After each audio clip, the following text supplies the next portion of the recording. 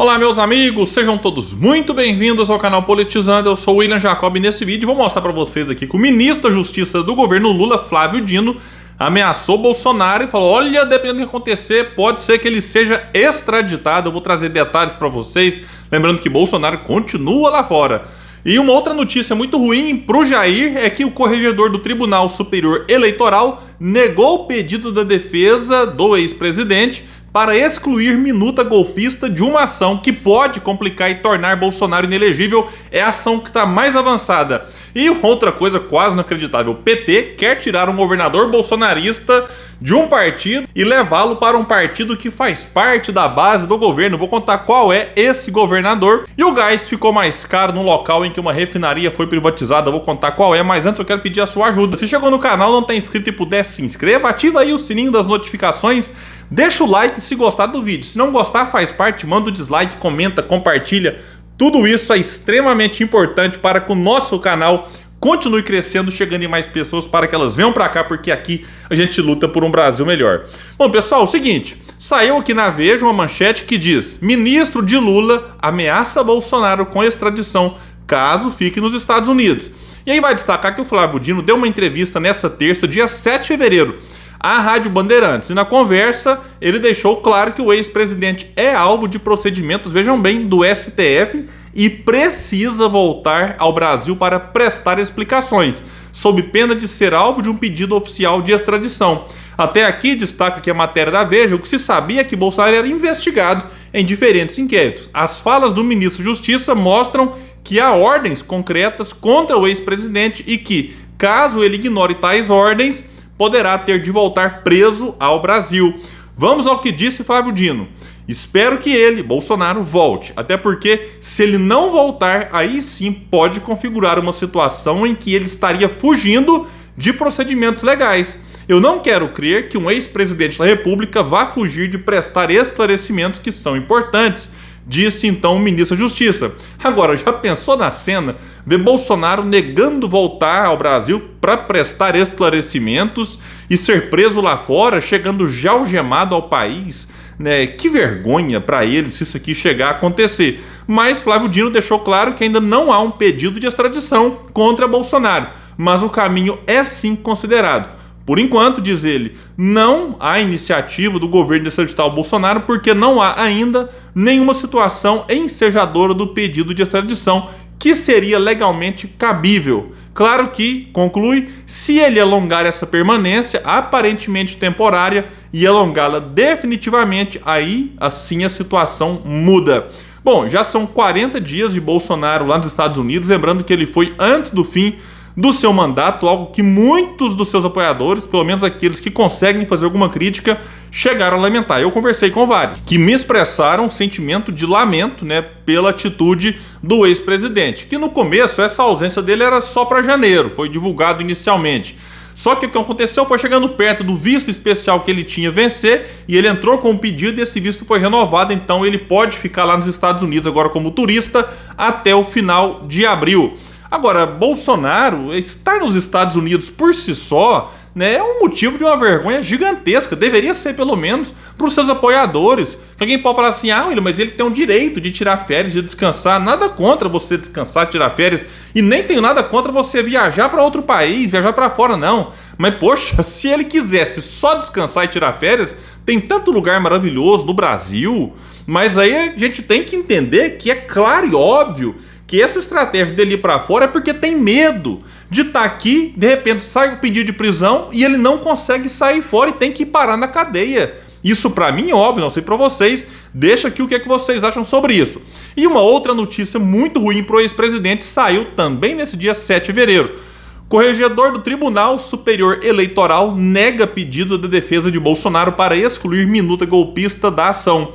O ministro Benedito Gonçalves, do TSE, decidiu nesta terça também manter a minuta encontrada na casa do ex-ministro da Justiça Anderson Torres, que está preso, inclusive, nos autos de uma ação em que o ex-presidente Bolsonaro é investigado por ataques ao sistema eleitoral brasileiro em reunião com embaixadores em julho e determinou que o plenário da corte confirme o seu entendimento. Lembrando que tem 17 ações só no TSE, sem contar essas no STF. E essa ação no TSE é que ela está no estágio mais avançado e muitos apontam que ela pode ser, enfim, ir à votação ainda, né, nesse primeiro semestre, aí Bolsonaro ficaria inelegível. Aqui vai destacar que o ministro rejeitou um recurso apresentado pela defesa do ex-presidente, que pedia para que a minuta fosse excluída do processo.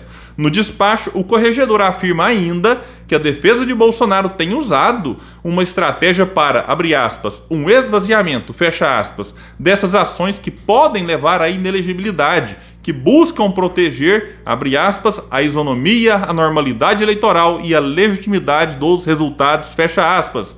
O ministro também mandou um recado duríssimo contra as tentativas de deslegitimar os resultados das eleições de 2022, que foram empreendidas tanto aí pelo ex-presidente quanto por seus apoiadores.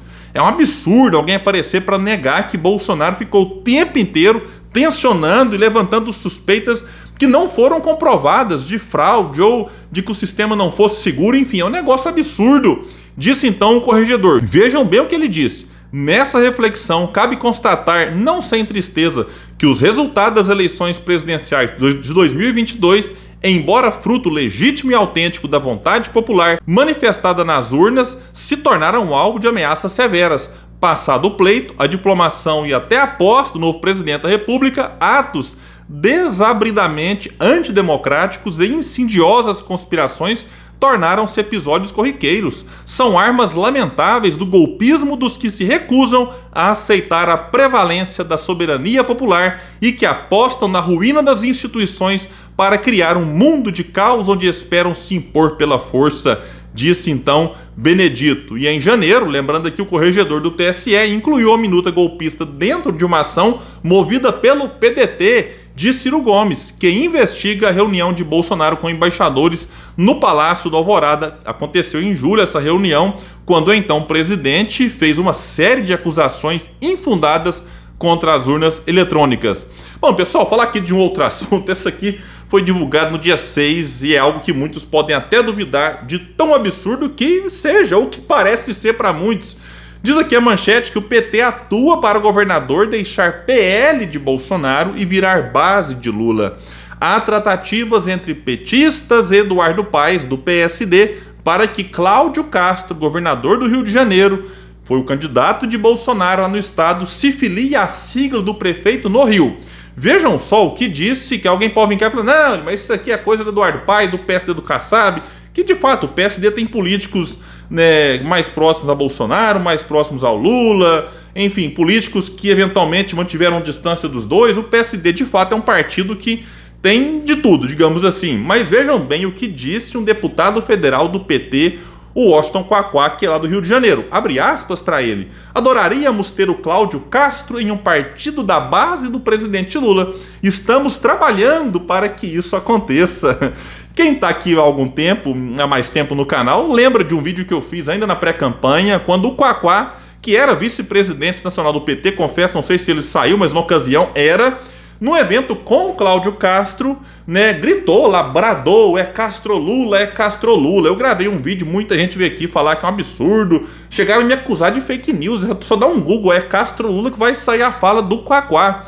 Tem mais, né, para quem acha que, enfim, são tão distantes no Rio de Janeiro, tem foto famosa do André Siciliano, que foi o candidato do PT ao Senado do Rio, era presidente da Assembleia Legislativa, ele inclusive perdeu tentando a disputa pelo Senado, do André Siciliano beijando a testa do Cláudio Castro, que foi o governador agora, recebendo o apoio de Bolsonaro e apoiando o Bolsonaro, que era vice do Wilson Witzel, que foi eleito em 2018, aí foi preso, sofreu impeachment por envolvimento em escândalos, corrupção e tudo mais, e o Cláudio assumiu, disputou a eleição e então foi reeleito. Agora imagina só, né, a cara da pessoa que fez campanha no Rio, né, pro Freixo, por exemplo, dizendo que votar no Castro era votar no fascismo, né, que a gente tinha que salvar a democracia, que o Castro era candidato do Bolsonaro. Agora imagina se essa aliança se mantém para 2026, o Castro não pode tentar um novo mandato, mas certamente ele vai disputar algum cargo, vai disputar talvez uma vaga no Senado, deputado federal, enfim, alguma coisa. O Cláudio Castro deve estar na política aí, dificilmente alguém não tenta continuar. E aí já pensou que situação? Eu até cheguei a brincar nas redes sociais, o Gregório do Vivier, no palanque com o Cláudio Castro, dizendo que é preciso uma união para derrotar o fascismo e salvar a democracia. Ei, meu Deus do céu, viu? E para fechar esse vídeo, você certamente já ouviu alguém dizer, né, quando vai reclamar de algum serviço público, que tem que privatizar, que privatiza que resolve, privatiza que melhora. Não é bem assim.